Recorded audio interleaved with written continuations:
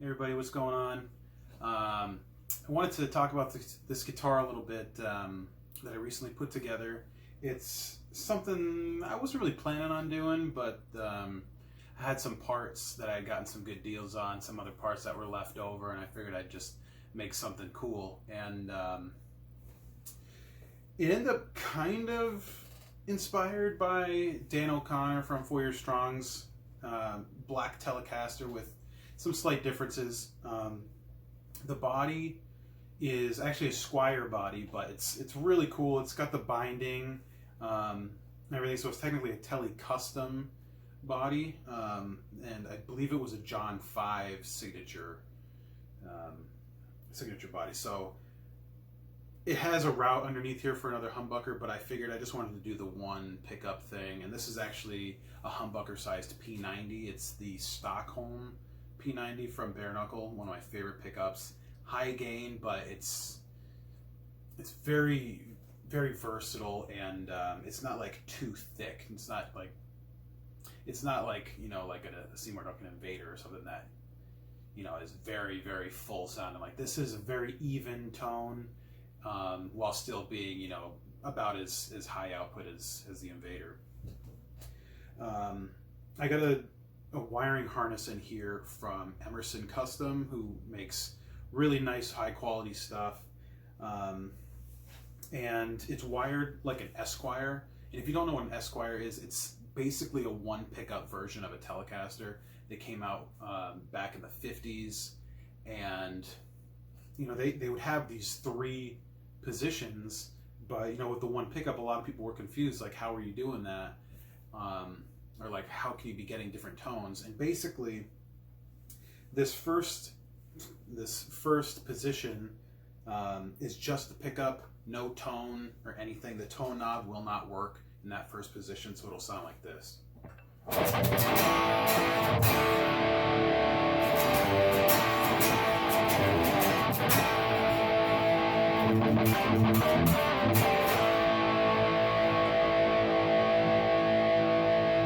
So as you can see, the tone wasn't doing anything. These are 500K pots, by the way.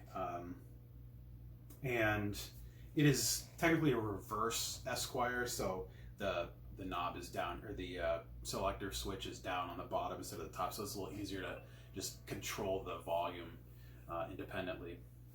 So when you go into the second position, that makes the tone knob active, and I forget exactly what kind of tone knob is in there. You can check it on the Emerson site, but it's just a pretty standard capacitor. So you get, you know, your usual variance with the tone knob. So I'll play it a little bit, and I'll, you know, mess around with the tone so you can get an idea.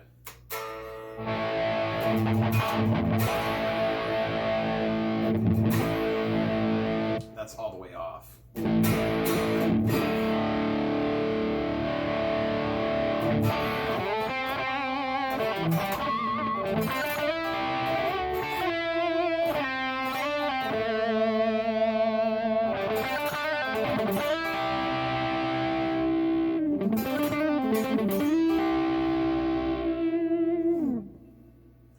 So already it's getting pretty versatile. You know, you can almost get, you know, a neck pickup sort of sound out of this guitar just by messing with the tone knob. Now, the third position is a little different. It's another one that the tone knob does not work on, but it hardwires a different capacitor, a different grade or a different value capacitor for a completely different tone altogether. It's really, really cool. It's like, it's got like a woolliness or like a slight fuzziness to it, but not quite the same as if you had just rolled the tone all the way off in the second position. So this is the third position now.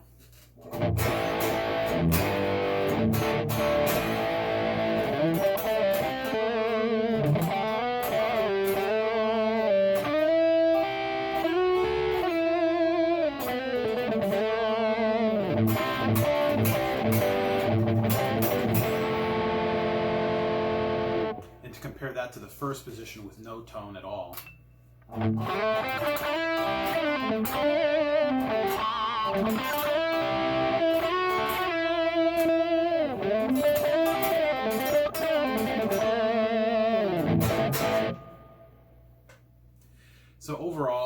it's really versatile guitar. It's got a lot of great tones, you know, just at your fingertips basically. You know, a lot of the guitars I play are just the simple one volume guitars, but it's nice to have some more options, you know, when you want it. Now, this isn't the only thing that I did on this guitar. On the original John 5 Signature, there is the plate, the control plate that comes with it does not have a selector switch. It just has the, you know, the tone and the volume. So instead he uses a toggle switch up here, kind of like a Les Paul style.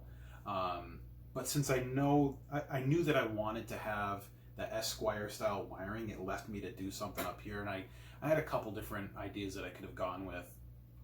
What I ended up doing was installing a Killswitch, which is pretty cool. It's a little gimmicky, but you know, it's fun. You know, it gives you something to mess around with if you want to, and it's super simple to hook up, and it's fun. Check it out.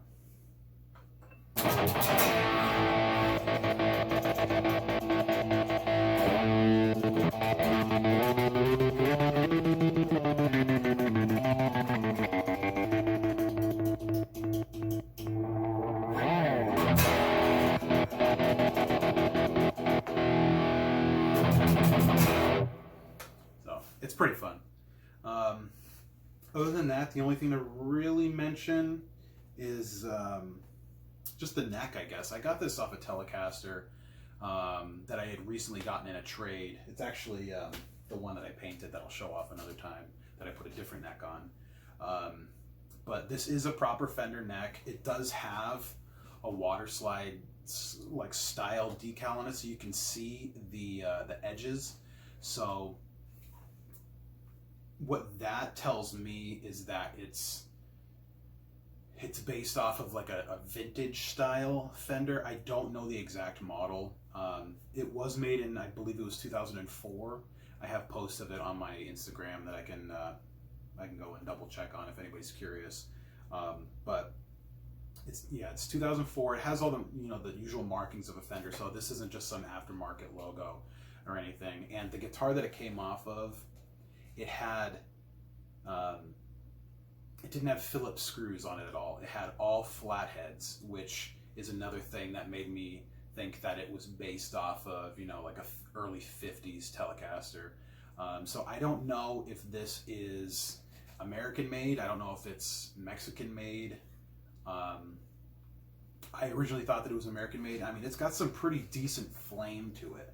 So while there are some Mexican Fenders that will have flame, like, you know, I had a Mark Hoppus bass that had a crazy flame on the neck, which are all Mexican made.